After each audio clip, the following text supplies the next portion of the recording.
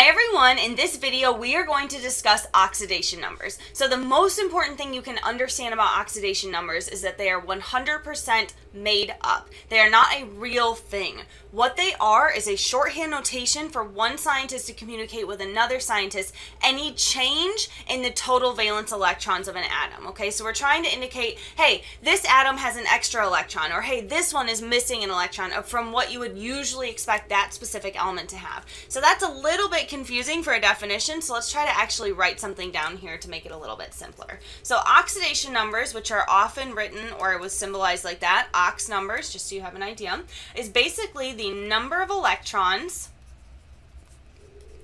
So the number of electrons that belong to the element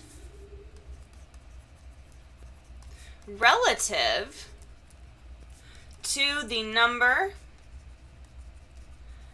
of valence electrons. So for example, if I was talking about carbon, you probably would expect for carbon to have 4 valence electrons. So 1, 2, 3, and 4. So 4 valence electrons on carbon. But for example, if all of a sudden we decide that carbon had an extra electron, we would write this out like this, carbon minus 1, because we know as a group that carbon should only have 4 electrons, but somehow it has an extra one. And so we use oxidation numbers as a way to communicate that, okay, that there's an extra electron or maybe it's an absence of an electron. It is all relative to the number of valence electrons, or how many electrons you would expect that element to have. So hopefully that makes sense. But the easy thing is there are rules. So as long as you follow these rules, you will always assign oxidation numbers correctly. So the first thing, the sum. Okay, so when you add everything together, the sum of all oxidation numbers must equal the total charge. Okay, and this one's a little bit easier to illustrate with an example, so just hold on and sit tight with that one, and we'll show you in just a second. Number 2, the oxidation number of an atom in its neutral state, neutral, and I even want to put elemental state, is 0. Okay, absolutely 0. So a neutral elemental state, that looks like neutral, so we'll rewrite that. Neutral elemental state is definitely 0. That is one of the most important ones, so make sure you understand that. And I'm going to show you examples of that in just a heartbeat, so just wait. Number 3, the oxidation number of all monatomic ions is its charge. Okay, so for example, if I'm saying sodium plus, okay, the oxidation number of sodium plus is +1 because it has a positive charge. And again, I'll show you the examples in just a second. Number 4, the oxidation number of hydrogen is always +1 in this course. Sometimes it can be -1, but for this course, we're never going to do that, so don't worry about those exceptions. And then same thing with oxygen. Oxygen is always -2. There are exceptions. Sometimes it's -1, but in this course, we are always going to say oxygen is -2. So the oxidation number of an ion is its charge. Hydrogen is +1. Oxygen is -2. And then if you are in an element in its neutral elemental state, that charge is always going to be 0. So let's work through some examples here. So our example is going to be in this column, and then we're going to put its oxidation number in this column. So let's start off with something very, very simple, like lithium solid. So we have lithium solid. It's neutral, right? We don't see a +1, +2, or a minus, anything like that, so we know it's neutral. We know lithium naturally exists as a solid, so the oxidation number of lithium solid in its neutral state is 0. So now, let's say we change it. We're going to say lithium solid, but I'm going to put a plus there. Automatically, as soon as you see that plus, you should go, oh, I know the oxidation number is +1. We're telling you whatever that charge is. Now, in a similar manner as when we discuss lithium solid, we have something like nitrogen, which is a diatomic gas. So as a neutral compound, or neutral element that exists naturally in its standard state, which is definitely nitrogen, in a gaseous state, which exists as a diatomic, that is absolutely going to have an oxidation number of 0. okay? But if I did something like chlorine minus with a gas like this, you would hopefully see the charge, see the negative, and go, okay, that has to be a -1.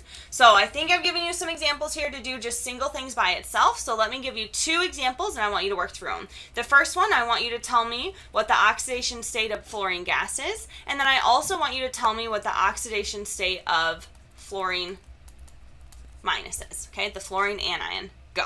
All right, did you get an answer? Hopefully you did, but if you didn't, that's okay. We just started this, don't worry. So fluorine is a diatomic naturally and exists naturally as a gas. So right away you should be thinking this has to have an oxidation state of 0, okay? Now, fluorine minus, we're telling you what the charge is already. It is a -1, so automatically you know that the oxidation number has to be -1, okay?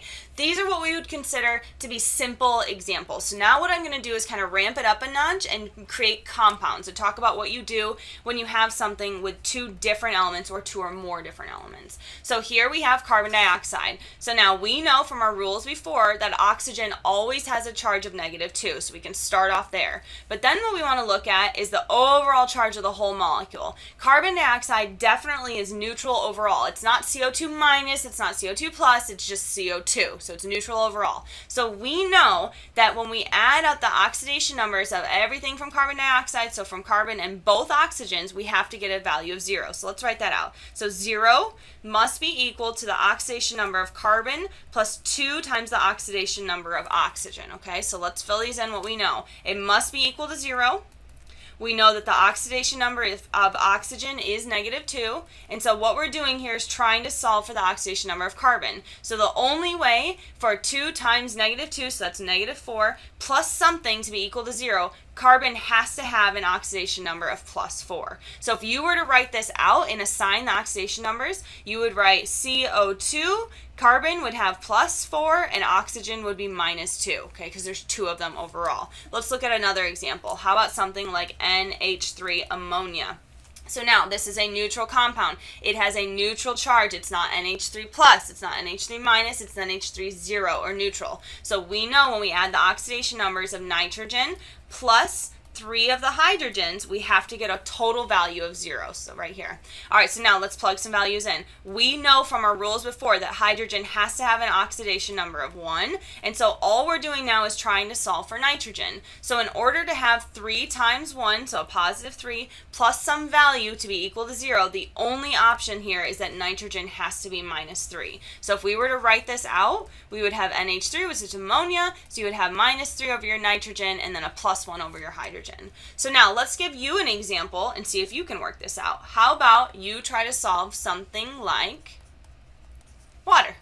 Go. All right, did you get an answer? Hopefully you did, but if you didn't, that's okay. It's kind of tricky. So the first thing you do is look at the overall charge of your molecule. And so we know water is definitely neutral. So if we add up the oxidation numbers of 2 of our hydrogens plus our oxygen, we know we have to get 0. So we know from our rules that hydrogen has to be +1, and we also know from our rules that oxygen has to be -2, but you always want to check and make sure the math works out. So 2 times 1 is +2, plus a -2 is definitely equal to 0. So if you were to write this out properly, you would write hydrogen +1, oxygen -2. All right? Hopefully you got that. So now what I want to do is show you where I really want you to be able to get to. This is kind of the goal of doing this, because otherwise it's bookkeeping, that's fun and all, but this is really the point. If I give you an example like this, so we have 2 irons plus 3 oxygens, and we're trying to create iron oxide. Okay, I want you to assign oxidation numbers to every single component here. Okay, go. All right, did you get an answer? Hopefully you did, but this was tricky, so if you got stuck, don't get frustrated. Not yet, at least, right? All right, so now, iron solid. Iron is a solid in its natural state. We don't see a charge up here, so the charge of iron, or the oxidation state of iron, has to be 0. Now, let's look at oxygen. We know that oxygen is always -2, but this is oxygen as a diatomic in its natural state as a gas.